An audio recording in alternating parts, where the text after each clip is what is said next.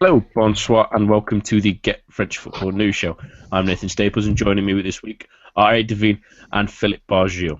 We are around the quarter mark of the season now, and while some teams are yet to press down the gas pedal, some aren't close to finding the brakes either. Before we go and look into another week of action, here are your latest headlines.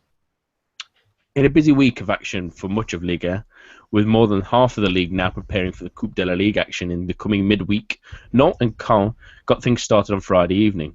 The hosts sat in third entering the match, but suffered a 2-0 loss thanks to a well-taken goal by Yacine Bamo and Adrien Thomasin, as well as some fine goalkeeping from Remy Rio as Nantes won their third match on the spin. In Friday's second match, Lyon seemed to have had, at least for the moment, pulled themselves out of crisis mode. Sergio starring in as the club had defeated Toulouse 3-0 at the Gerland.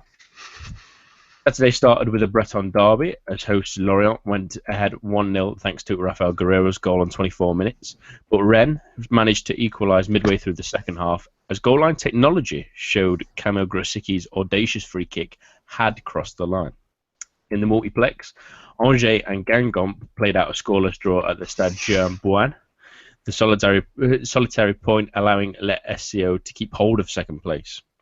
Montpellier notched just their second win of the season, holding off Bastia 2-0 to pull themselves out of the relegation zone on goal difference. Beleaguered Gazalec would still occupy the relegation zone, but they could savour their first victory of the campaign in Liga, defeating Nice 3-1.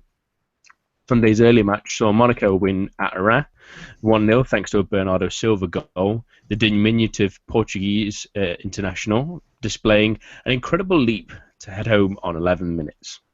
In the early evening matches, Marseille won 2-1 at Lille, Michy Batshuayi notching his leading 8th goal, while Bordeaux ground out a 1-0 victory at home to Troyes, both teams getting much deserved and much needed victories following their Europa League exploits. Saint-Etienne have travelled the furthest of the 4 Europa League sides, and their return from Ukraine saw them presented with a trip to Parc des Princes, where Zlatan Ibrahimovic and Edinson Cavani each set each other up and scored, the hosts winning 4-1, a scoreline that could have been much more. PSG now sits 7 points clear of Angers, with the league's best goal difference. In the previous midweek fixtures, the 6 Ligue 1 teams encountered some decidedly mixed results. In Paris, Real Madrid pressing proved too difficult to overcome, and PSG could only manage a scoreless draw, a result that leaves both teams atop the group on 7 points. Lyon travelled to St. Petersburg to take on Zenit, and despite playing more expansively in an experimental 4-3-3, suffered a 3-1 loss that makes their task of progression unlikely at this point. In the Europa League, Marseille suffered an agonising 3-2 loss on the road to Braga, having battled back from 2-0 down with less than 10 minutes to play. Saint-Etienne edged past Dnipro 1-0. Bordeaux lost to surprising good group leaders, FC Sion 1-0 at home, while Monaco defeated Karabag 1-0 to lead a tightly contested Group J. In Ligue 2, Dijon, Nancy and Metz now occupy the promotion places, all 3 level on 23 points from 12 matches. In injury news, Nantes have lost promising young central midfielder Valentin Rongier for the rest of the season due to a knee injury, while Clément Grenier has suffered a setback in his return from injury, his availability now looking to be a month away at the earliest. Thomas Lemar from Monaco has also picked up an injury midweek in Europe and is also set to miss a month of action. And that is all for your latest news. And remember, head on over to our website and our Twitter. The links are in the description of this video. We begin this week, much in the same way as we did last week, by talking about Paris Saint-Germain. In midweek, they drew 0-0 with Real Madrid, but at the weekend, they won 4-1 against Saint-Etienne. There were calls from Laurent Blanc after the Champions League game that Zlatan Ibrahimovic and Angel Di Maria needed to do a little more, Philip. Did they manage to do that at the weekend? Yeah, the fact that they needed to do a little more is massive understatement. They didn't do anything really on Wednesday. It was the game was such a letdown. I'm going to talk about Real Madrid before talking about the Saint-Etienne game. Basically, what I was very annoyed with was the tactical display from Benitez, where he played a very simple and uh, yeah, very simple 4-4-2, and PSG had no answer to such a simple formation. So yes, they pressed PSG hard and high, and most of their players did play well. But we're talking about a Real Madrid side who were missing Pepe, Bale, Benzema, James Rodriguez. Modric was on the bench, but he didn't start, and PSG were missing David Luiz. And I'm sorry, but should have done better. There was such a big build up around this game. Ourselves, we tried to build this up as much as we could last Monday. And it was such a letdown. I mean, my thoughts go to the people who probably travel a long way to get to the ground, paid a lot of money. I had tickets for going on Viagogo for €500, and to watch this kind of performance is just poor them. So they probably got the hairdryer after this game because let's face it, they deserved it. And they played probably against their favourite sides ever, because each time PSG play against Saint-Etienne, they actually they don't always play well, but they always score. And Ibrahimovic certainly has for his favourite French team, Saint-Etienne. It was everything was just so much better. The fullbacks were overlapping a lot easier. The passing in midfield was much better. It was much more fluid, and the relationship between Ibrahimovic and Cavani was great. Really, there was so much more fluidity in the game of PSG. And it was also helped by the fact that Stéphane Ruffier, Saint-Etienne goalkeeper, who's one of the best goalkeepers in the league, didn't have a good game. He probably should have saved Kurzawa's first goal. Lucas Moura's header, yeah, he probably was unlucky on both occasions to get that ball, not getting that ball. But yeah, it was an off day for him. And to be honest, I didn't think Perrin had a particularly good game either. So it was. I'm not going to say PSG were lucky. PSG deserved to win handsomely, and truth be told, they conceded a rather unlucky own goal from Verratti.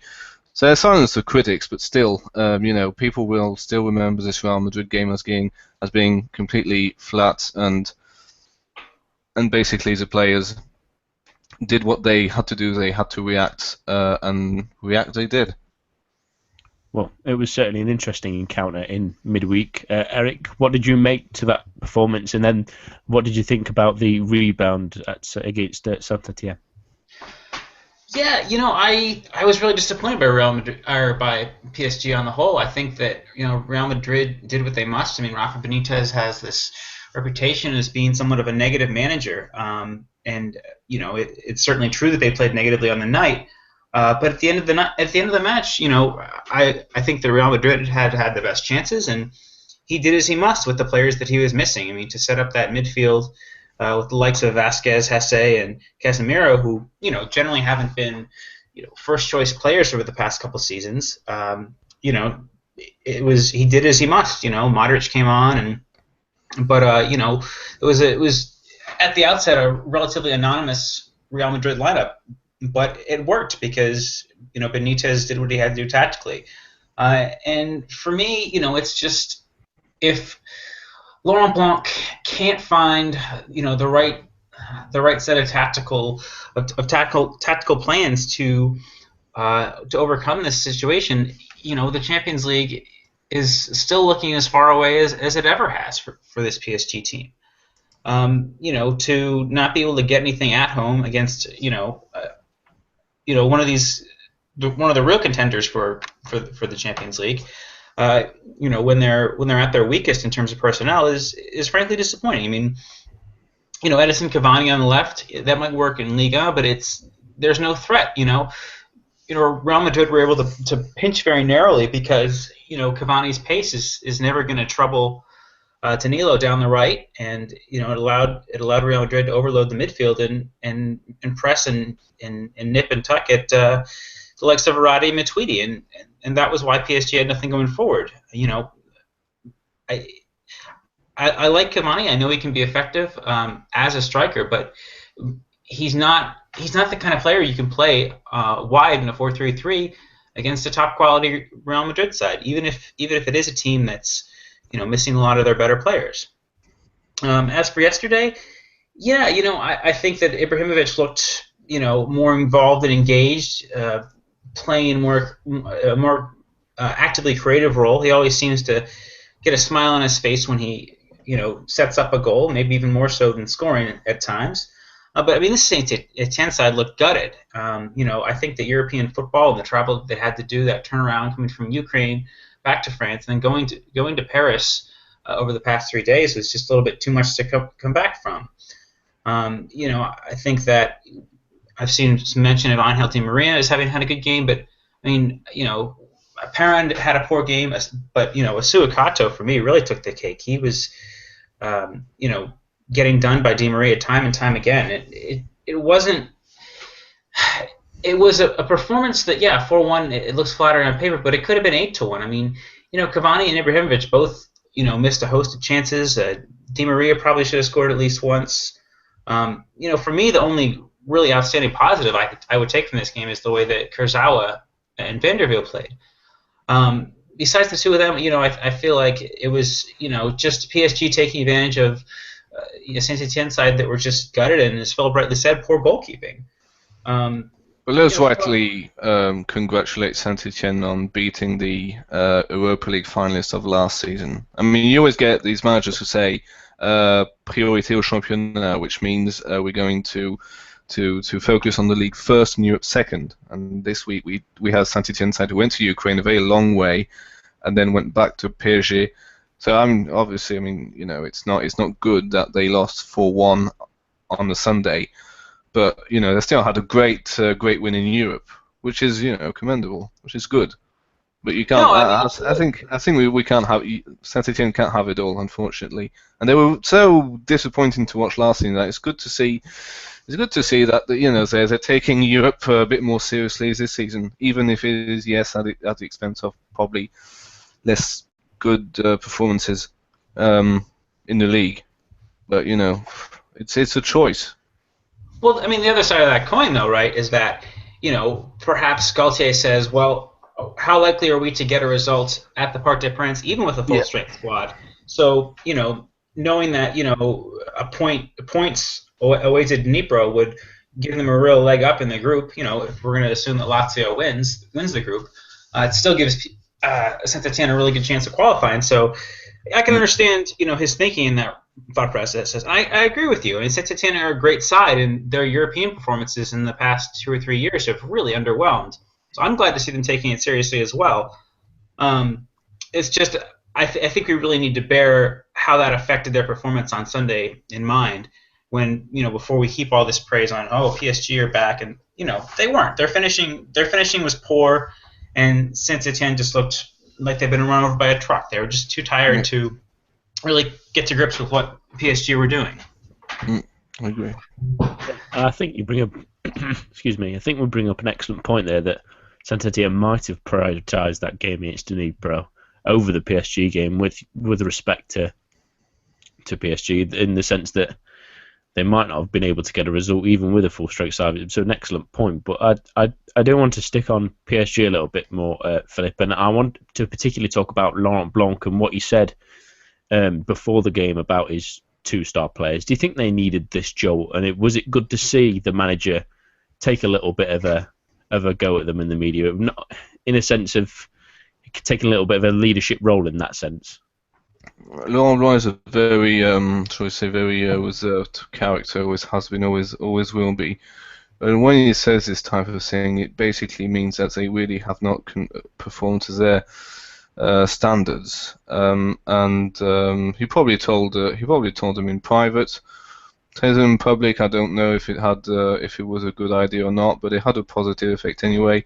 And these are two players who need to perform week in, week out, and they're not happy when they're not performing. Well, it happened to Ibrahimovic quite a bit last season, but I think it was more the players realizing that they just didn't have a good game in midweek and wanted to set the record straight. which they kind of did. I mean, like Eric said, Saint-Etienne were knackered. So can you really say that they redeemed themselves? Not really. Eric, do you think those sort of words needed to come from Laurent Blanc, and was it good to see him sort of a little bit, shall we say, a little bit rattled by the performances of his players? Yeah, I do think so, because, we've talked about this on the show.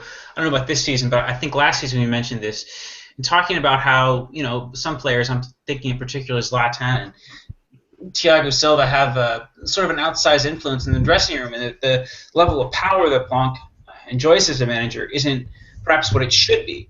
So for him to come out and say this, I think shows that he feels for himself a certain level of confidence in terms of his ability to affect the players in a motivational sense, but also that he's, after having been at this club for this period of time and having achieved, a fairly decent level of success, that, he feels he's now in a situation that empowers him to push the players as need be, and that's, I think for me in the long run that could only be a positive, because the way this team needs to, be prodded into these performances is necessary if the club are really to make a real stab at the Champions League. Real Madrid that performance simply wasn't good enough, and Blanc has to shoulder some of the blame for that, as I said, by the way he set the team up. But the league's done and dusted now. They're up what's effectively 8 points with that goal difference, and we're not even a third of the way through the season. Ligue 1's still an entertaining league, but the title's already gone. And Blanc needs to find different ways to motivate this team. And, if they can get a result in Spain next week, then, then we can really talk about redemption. It's going to be very interesting, this return match, because I don't know really. I'm no La Liga expert, but I would think one or two key players for Real Madrid would have returned. I think Benzema is fit now, and so it's going to be really interesting to see PSG at the Bernabeu. Yeah, I think a few of them will be back. I'm not sure about Benzema. I think he might be a bit of a stretch, but I do believe. I think Benzema will be back for that one. But that was going to be my next question. How big is this game going to be? The return leg at the Bernabeu, Philip. I mean, it really pretty much will sum up who wins the group, won't it? Yeah, in a way, it's like a tie, because you do expect both sides to win their final two games against Malmö and Donetsk. It's kind of an away goal scenario, isn't it? Because I can't see PSG winning in the Bernabeu, but I can sort of see them getting a score draw, something like 1-1 or 2-2. And that would put them top. But then again, if they get in the Champions League with the sole ambition of finishing top of the group stage, it's not very ambitious, is it? But still, if you think about it, if PSG do score at Real and don't lose, the chances are they'll finish top of the group, which is not that bad. I mean, looking at it this way, 0-0 is not a bad result to concede at home. I mean, lots of sides have done that. Yeah, I do fear. I feared Real Madrid for the game at the Parc des Princes, and I do fear Real Madrid for this return match if there's better Ronaldo, because that's. I mean, I think he should have. I think he should have scored that chance he had.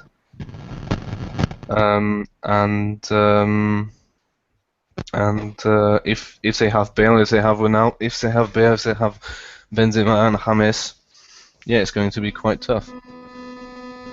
Eric, we'll very quickly switch to Saint-Etienne for a moment. This will just be a blip, really, won't it? I think so. I think that, this team is, by and large, a set of veteran players who can take this result in stride and realize that their midweek exertions and just the bit of fixture congestion they've had to contend with I mean, this result's not a true reflection of where this team stands. I think that they're still as well positioned as anybody to challenge for those Champions League places. I think that you know I think that they're well positioned to progress in Europe. I think that's the mark of a successful season. We've talking about Galtier and the team's goals. I mean, they've come so close to the Champions League the past handful of seasons, and they've always just seemed to have fallen short. But this season, with the struggles that Marseille and Monaco in particular, and Lyon to some extent, have been having, I feel like there's a little bit more of an opportunity for a team that's a bit more unfancied, and I think that's Saint-Etienne by and large to slip in, and so let's hope that can be the way that the squad continue going forward. Yeah, and I think it's an interesting one. I think they almost saw this as a free swing with the struggles, as you mentioned, Eric, of everyone else, that it really gave them a bit of a chance. We move up slightly away from Liga momentarily to talk about former Lyon manager that looks set to join a Premier League club. Aston Villa are believed to be in advanced talks with Remy Gard, the former Lyon manager. Eric, what can Villa fans expect should the former Arsenal defender take charge there? A couple of things. First of all, it's really hard to get a sense of Gard as a manager beyond his last season. And I say that because a lot of what he was put into the team to do, he was forced to sort of contend with this squad of veteran players. I'm talking about the likes of Kreis, Kim Kallstrom, Anthony Revier. There's a whole host of veteran players, Alessandro Lopez, that were already installed in the team. The team had already had a level of success in that squad under Claude Puel, and he was sort of forced, to build this team around Johan Gourcuff. But what it ended up being was building a team around a Johan Gourcuff-shaped hole, owing to Gourcuff's injury woes. I mean, Clément Grenier came through and did fairly well, but for the first two seasons, he played this sort of, fairly pedestrian 4-2-3-1, playing Briand, Lacazette, and Lopez, really all three of them at times out of position on the wings. His third season, I think, though, is what I think Aston Villa fans can take some hope for. That season, he switched to what was essentially a diamond 4-4-2. Playing Lacazette and Gomis up top. Both players did really well to score. He had Grenier tucked in behind, going along to the base of midfield, and then the likes of Ferry, Malbranc, and Gueda Fofana playing those midfield roles that are today patrolled by the likes of Ferry Tolisso and Serge Darder. So I think that, with Gourcuff out of the picture, as a must-play player, Gard was able to sort of spread his wings and set the team up the way he'd like. So I think tactically he's got a good mind, and I think that Aston Villa fans can look forward to him applying a consistent formation to the team, and that's something that as an outside observer strikes me as a huge problem for Villa. That Tim Sherwood, especially at the beginning of this season, doesn't really seem to know what he's doing tactically in terms of not only in terms of how he's setting the team up, but in terms of substitutions. As someone who saw Gard's teams play easily 100 times, I would never say that I thought to myself in watching the matches, oh, why is he making that substitution? Or that doesn't seem to make a lot of sense. The one thing that I would say, though, is that Gard has this reputation based on his time at Lyon at bringing through these young players and reaching a level of success. So the likes of Grenier, Lacazette, Gonalon, Nabil Fekir, Anthony Lopez, all these players that have been so integral to Lyon's recent run of success last season were brought through, given their first-team debuts by Gard. Corentin Tolisso wasn't given his first-team debut by Gard, but he was an academy product as well, as Gard had previously been head of the academy. But the thing is, yes, Villa have these promising young players. I'm looking at the likes of Carles Hill, Jack Grealish, Jordan Veretout, Jordan Ayew, Jordan Amavi, but they're not young players in the sense that they're still at an academy age. Even Jack Grealish at 20 still has, his time at Villa last season, a full season on loan at Notts County 2 years ago. These players still have some room to grow, but they're not so young that they can be molded and shaped in the way that Gard had done with those academy products at Lyon. So I would say that while I would expect, a better tactical solidity and a better approach to the way the team is set up, I wouldn't, if I were a Villa fan and Gard is indeed appointed, I wouldn't expect him to be a sort of magic bullet. Particularly looking at the players that have arrived from Ligue 1, Amavi accepted, have had somewhat iffy starts to the season. Idrissa Gueye, Jordan Verretou, and Jordan Ayew. Gueye is 27, 28, and Verretou and Ayew are a little bit younger, but they're still players with 100, 150 matches under their belt. They're not necessarily prospects, and I wouldn't necessarily say that it would be fair for Villa fans to expect them to, develop in any sort of exponential way to become superstars. Their level of experience, has borne out has shown them to be the kind of players that they are, and they don't seem poised to make some sort of magic leap. And I don't think a French-speaking manager, someone who's a great handler of youth, the things that Gard is being billed as, are going to necessarily make a difference for these two players in particular. Philip, I'd quite like your opinion on the sort of French perspective on Gard. I mean, he has been linked with a couple of jobs in England in the past. I believe he was offered the Newcastle job last year as well. So, what's the perspective on the continent on Gard? Him being linked with the Newcastle job makes much more sense than him being linked with the Aston Villa job now.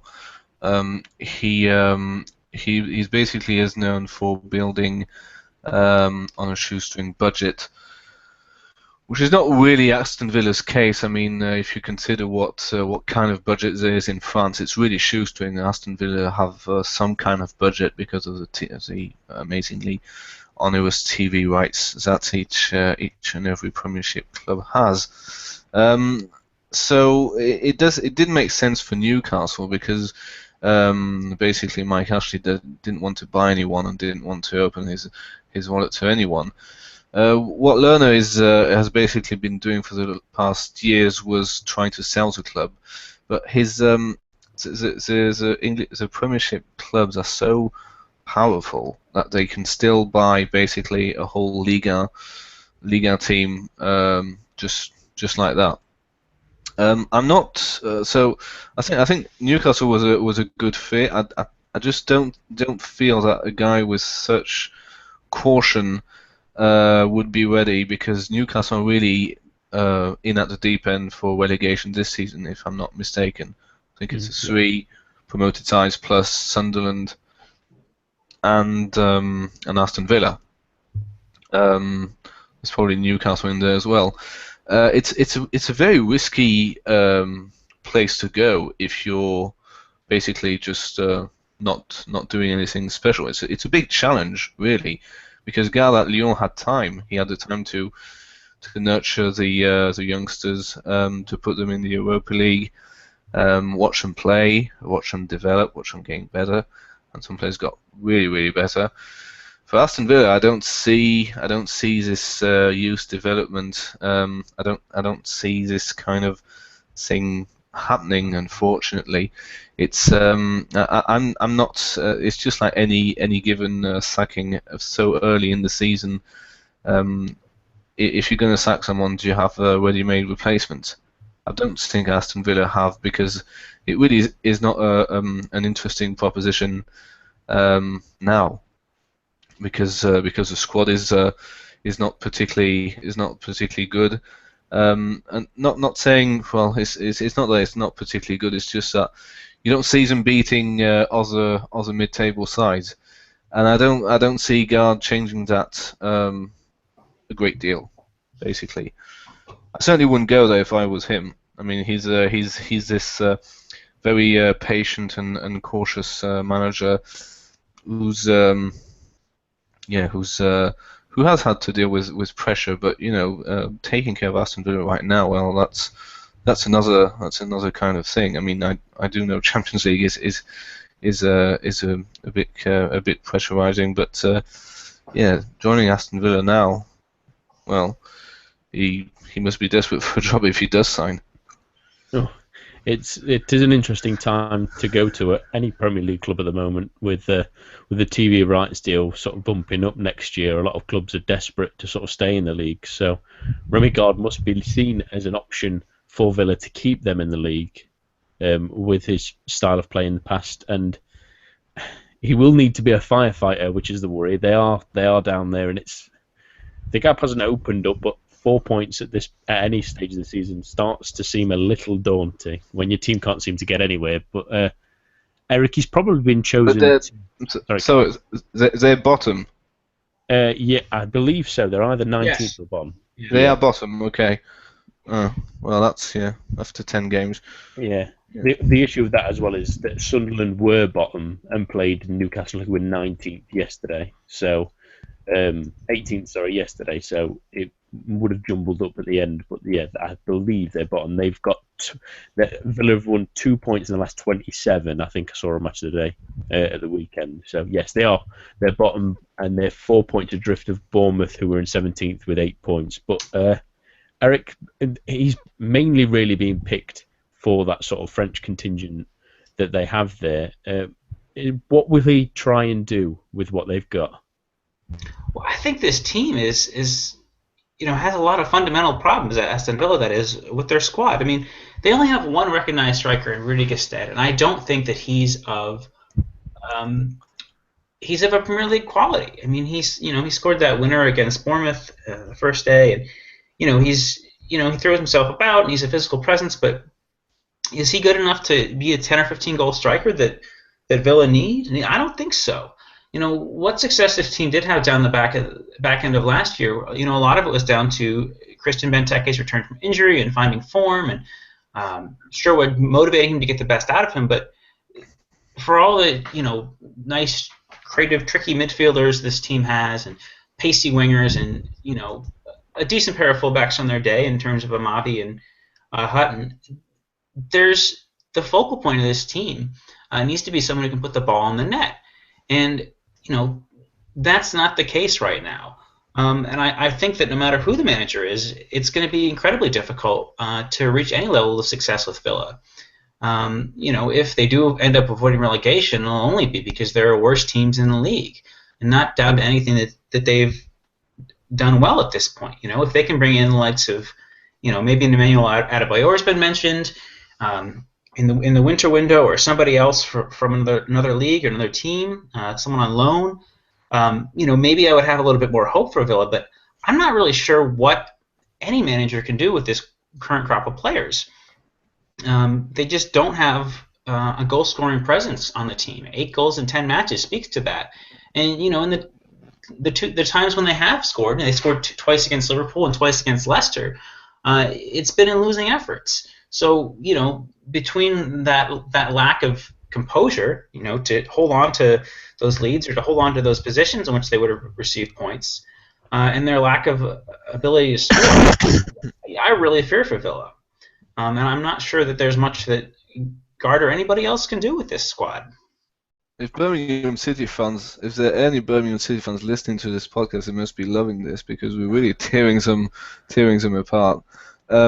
What I will say that Gard can improve, I think, is the defense. I can see quality in the defense, actually, because Amavi's a good player. I do actually rate Jonan Nescott.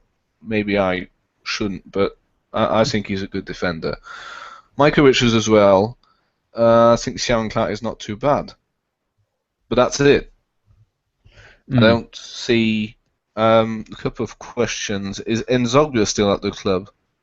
Yes, but he's on the very periphery. I would say now nowadays. Okay. I'm not even sure if he's in the Premier League squad. I'm not sure that he's played. No, he hasn't. He definitely hasn't played. But a couple of years back, he's quite a creative spark, which is much more than what you can say about Idrissa Gueye or Vertu or anybody else.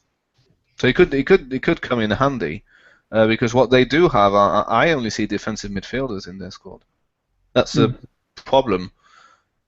Yeah. Well, I mean, Veretout and Gaye have been used in more defensive roles at Nantes and Lille, respectively, but I think there's more to their game going forward than there necessarily was shown at those two clubs, just down to the way that Nantes and Lille played last year.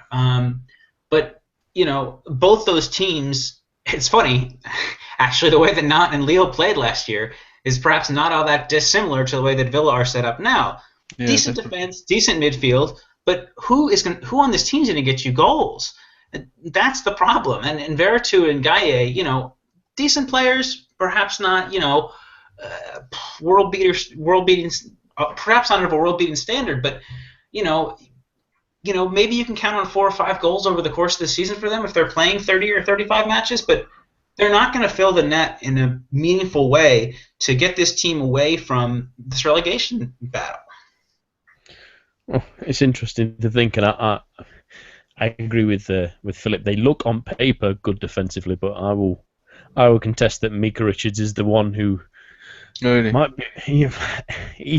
He's a very aggressive centre back. I think he's a better right back personally, because I think he's so aggressive as a centre back that he slides into challenges.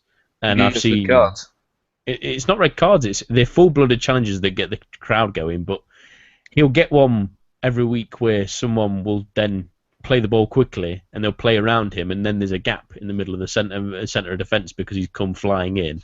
And I know, obviously from my own viewing, Manchester United scored the only goal of the game from Micah Richards flying in at someone, a gap behind him, play the ball in behind him, score, and that they have serious problems. And Eric, just very quickly, can Gard really solve them? Is he good enough? It's not down to him being good enough. I just don't think the personnel are there. You know, maybe this team survives, but it's if they do, it's by the skin of their teeth. Unless they bring in another striker or two in the winter window, the goals are not in this team right now. Well, speaking to a Norwich fan, he was saying also that his defence was quite poor. I can see more quality in Villa's defence than Norwich's defence, personally. This is why I think Gard can sort the defence out. But he needs at least 3 attacking-minded players in January to keep them up. Otherwise, you know. But not just Gard, everyone. Gard is defensively astute, just like every single Ligue 1 manager, because this is how they're trained. This is the most important thing is not to concede goals, because the most important thing is not to lose. But yeah, I mean, Gard will sort the defense out because the goalkeeper's decent, and I think if he trains him well, he'll set some methods into that. But for getting actual goals, I don't really see how anyone can do something about that without buying 3 decent attacking-minded players in January. They're going to have to start thinking, I think, because hopefully God can use some of his French connections. I do believe that someone like Grealish, if he's given the chance, and Carlos Hill hasn't played enough for me. So is he favourite or what? I mean, is there anyone else linked with the... He's believed to be in advanced talks, is what we've been hearing all day. Yeah. He's the only one in the hat. I believe that they have thought about David Moyes, but there's a suspect that he won't leave Sociedad. So I can't see. Yeah. Nigel Pearson as well. I mean, again, they could call back Alex McLeish. He'll sort out that defense as well. Probably wouldn't go down well. No. No, I don't think a return for Alex McLeish should be very good. Or Houllier, I don't know. We'll head back to sort of Liga now for some surprise results we've had this season. Added to at the weekend, Nantes beat Caen, and Gazalec got their first Liga win, much to my delight, at Nice at the weekend. Philip, we'll start with the Corsican Minnows. Did anyone ever think that Gazalec would win? No, definitely not. So that's 3 points from 10 games. That's 3 draws and 7 defeats before the Nice game, and Nice were tearing everyone apart. on the road and basically at home as well. They beat Bordeaux 6-1. One at Saint-Etienne 4-1. One at Rennes 4-1. Ben Arfa was walking on water. I didn't watch the whole game, so I'm not quite sure what happened. But well, if you're gonna watch a goal this last weekend, it is Monday. It's Grégory Pujol's opening goal. It's some kind of lob volley that goes perfectly into the top corner. It's just so beautiful to watch, and it really does put Gazélec in a great way for the game. But you get these kind of games where you have a team that's just too much in form to beat a team that's just too in too terrible a form. It just happens this way because I don't know what the odds were on Gazélec beating Nice, but it must have been a great wager to have. And yeah, they beat Nice, probably arguably the team playing the best football in the country since the beginning of the season. It's just yeah, well done to them. It's a great achievement, and hopefully it can kickstart this relegation battle. Eric, what did you? We hope will last till the end of the season. Yeah, hopefully. Hopefully. What did you think to Gazelec's result, Eric? Yeah, great. I mean, it's you never want someone to be cut adrift. We had that with Arles Avignon a few seasons ago. I would like there not to be a team that's relegated until the last 3 or 4 weeks of the season. And it was good to see it. Yeah, they scored some good goals, and Nice's goal was actually an own goal. So Nice actually failed to score in terms of their own attack. And I don't know, for as effervescent as Nice had been going forward, they still sort of struggled in defense at times. So the result, wasn't hugely surprising on the whole.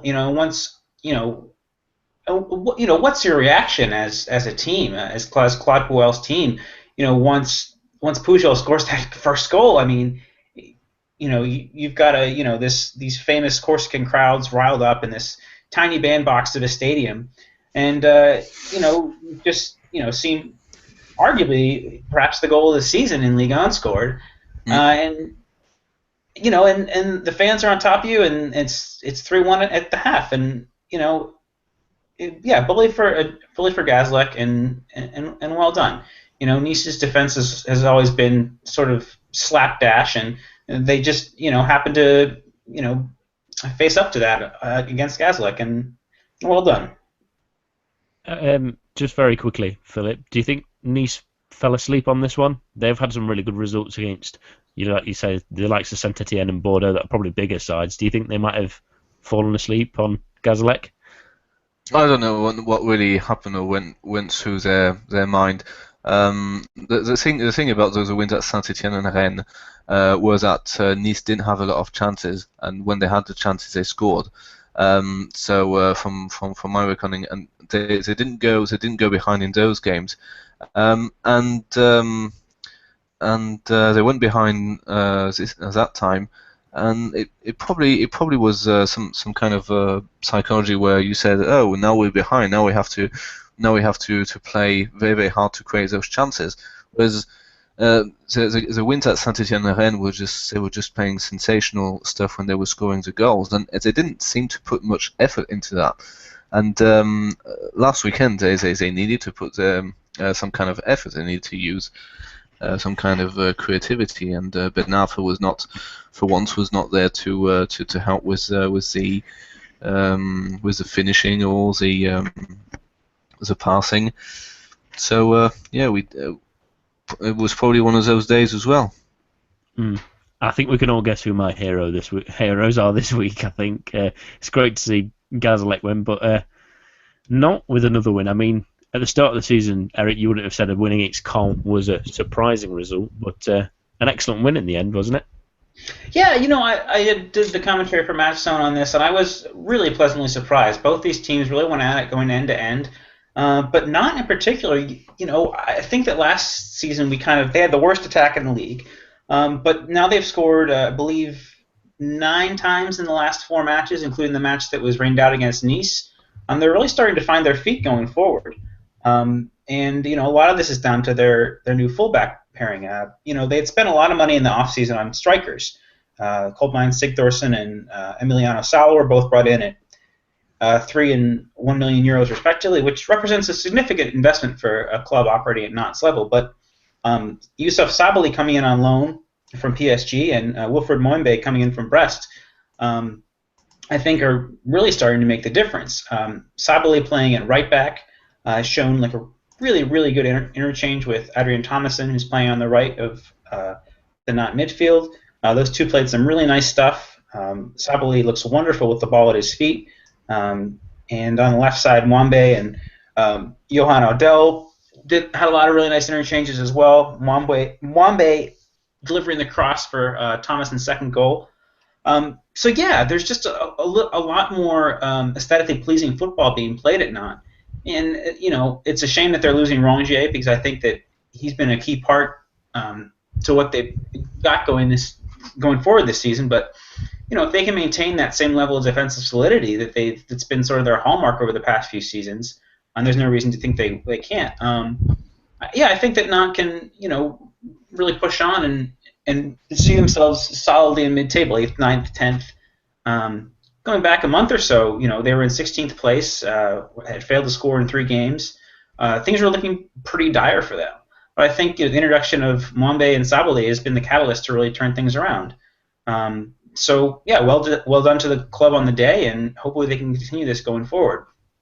So it was a pretty soft second goal to concede.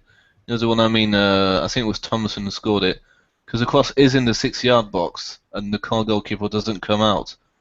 So I thought it was a pretty soft one to concede. What did you think to Nantes' result on Friday, Philip? That was a surprise to me. That was a complete surprise, because Caen were high flying and Nantes had this well-known attacking problem. So to me, it was a banker home win to Caen. But sometimes surprises happen, and this weekend we had more than one. So it's great. It's great to see that Nantes are waking up, and hopefully they can stay in the top half.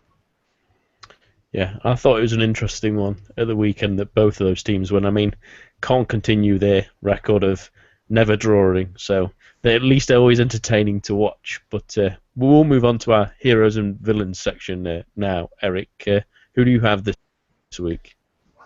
For hero, I have Sergei Darder. The Lyon midfielder had been quoted this season, earlier this week, as saying he felt quote unquote lost. And he responds with a tremendous performance, showing great touch and to score Lyon's goal, and he could have had at least another 2. Just really the kind of energizing, driving, dynamic force that this team is looking for. I mean, they'd had a couple matches in which they'd scored well, but after Nabil Fekir's injury, it really didn't seem like there was someone willing to take control of this team's attack going forward. As much as the likes of Valbuena had tried, it just wasn't coming off. And again, Toulouse aren't the strongest opposition, playing at home, et cetera. Grain of salt. The same things we can say about PSG's win over Saint-Etienne, but this is a Lyon team that were sorely lacking in confidence. But I think what they had offered midweek really had been better than what we'd seen in the previous month or so against Zenit. I know they lost, but they played some nice stuff. And to have Darder drive them on and continue to develop and grow in that regard, I think was great. He's a young player coming to a new country where he doesn't speak the language. He was a late move in the transfer window, either the day before deadline day or 2 days before. I'm not sure, but he was a late move. And now it seems like he's finally starting to grow into this role and play a little bit more accomplished. I mean, that was the story of the pregame show on Bay, and that who is this player who's a fairly high transfer spend for a Ligue 1 side, and he comes in and shows just what he can do. It's really impressive from the youngster. Yeah, and I'll take the cap on that one. I was the only one who knew who he was on transfer deadline day, so at least I knew something for once. Philip, who's your hero? Monaco, simply for winning both games this week, which is an achievement. They did play at home on Thursday against Karabag, and they won 1-0. And they kept that sort of habit, shall we say, by winning at Reims, a well-headed goal by Bernardo Silva. And Ligue 1, it's a good. It's a habit that needs to be kept for French side, especially in the Europa League, because it's just good to see that a team can play in midweek and also perform at the weekend. And then again, Monaco were playing at home. It's not a bit less tiring, but I'm just very very happy that they won both games. Eric, who's your villain? This might be a little bit controversial, but I'm going to go with Laurent Blanc.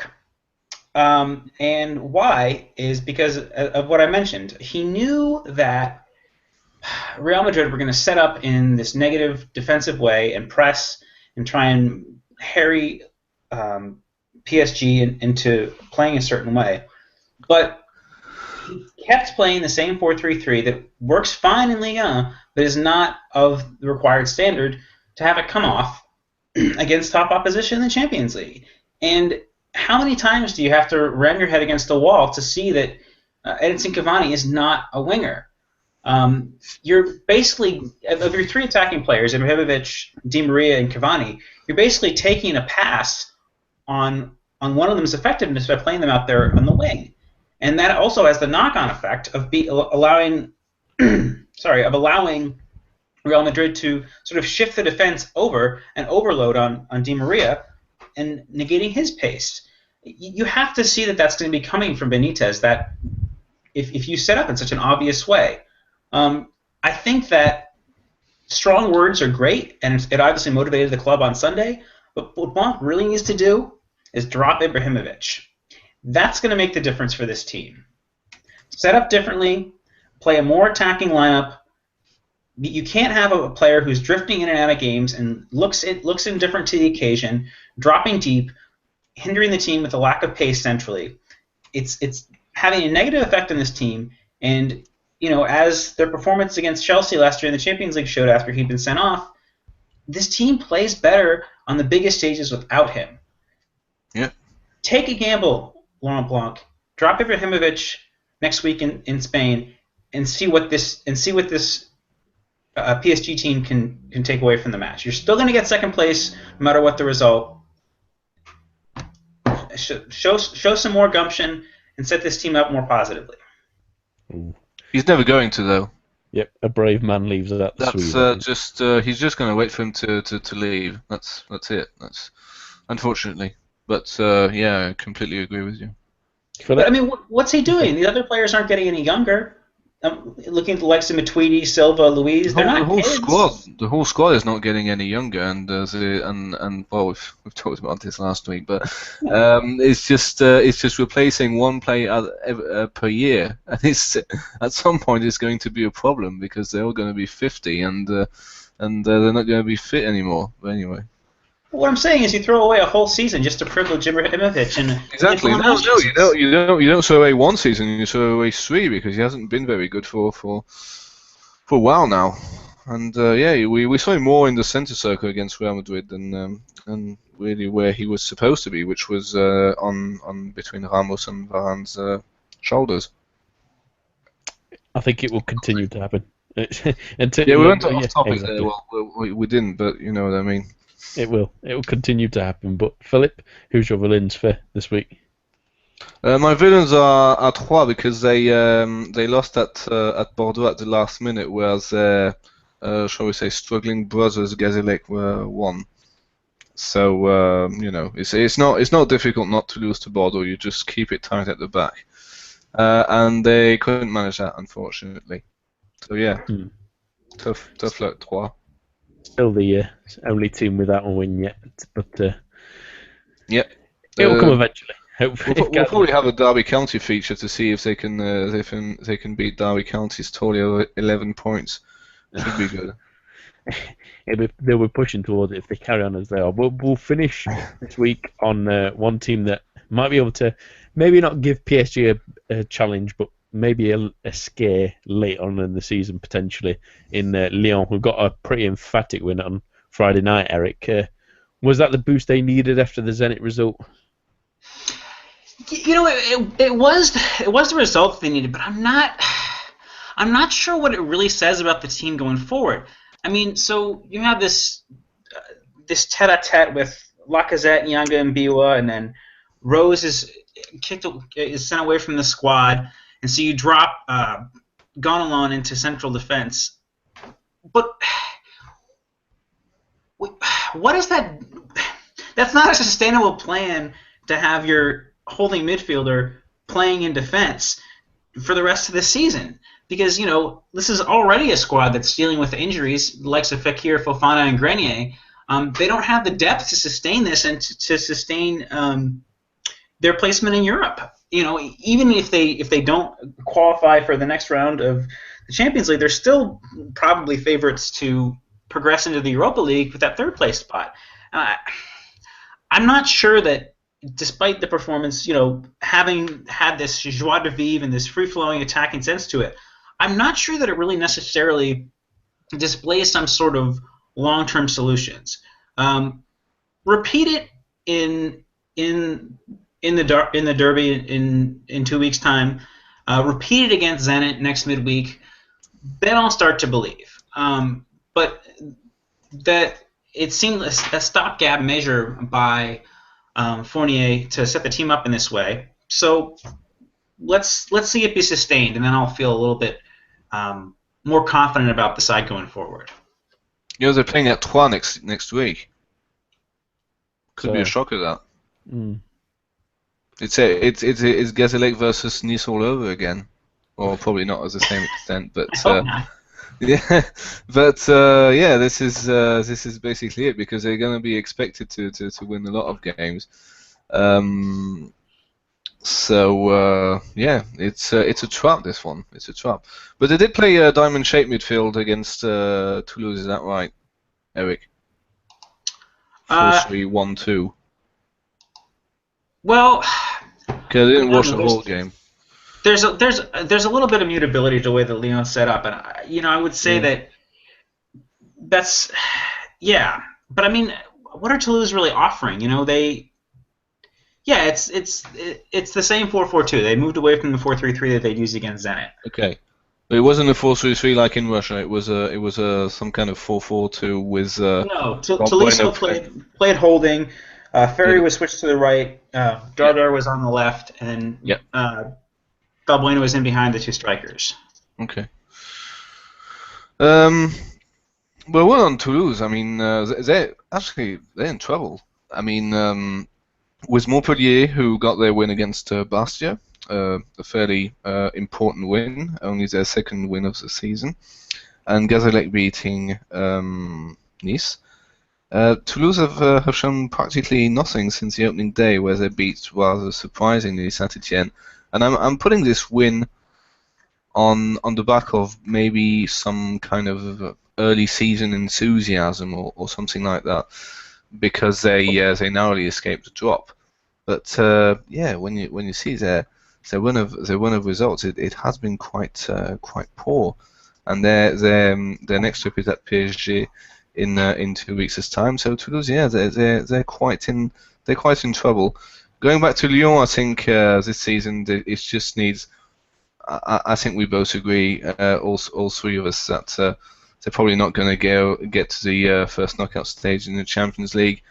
I don't think it's a particularly good idea for them to be in the Europa League if they're not going to take it seriously. So it really depends on what Fournier wants to do. Does he want to take it seriously or not?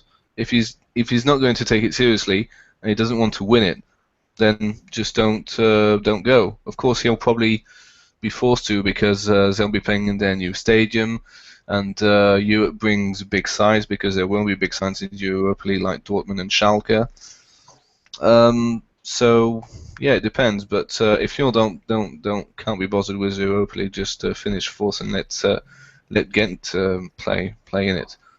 But I don't see anyone really challenging Lyon for second. Marseille are far behind, even though they won at Lille. Saint-Etienne, probably not last at pace, I don't think. And Nice can be a bit of a loose cannon every week. So there's really no one to stop Lyon from finishing second. But they Monaco still are only need. 2 points behind them. Yeah, that's true. Yeah. I'm I gonna- forgot about Monaco. I think it's also a transition period for Monaco as well. It depends how they're dealing with Europe. That could work. Yeah, true. But I can still feel my prediction would be that they will finish second. With what formation, I'm not sure that without Fekir this diamond midfield is working as good as it has been working last season. So we'll see. Because I didn't see the 4-3-3 being of any use in St. Petersburg. Wafal, I have no idea where Wafal was playing. He was all over the place, and the midfield was just not protective at all of the defense.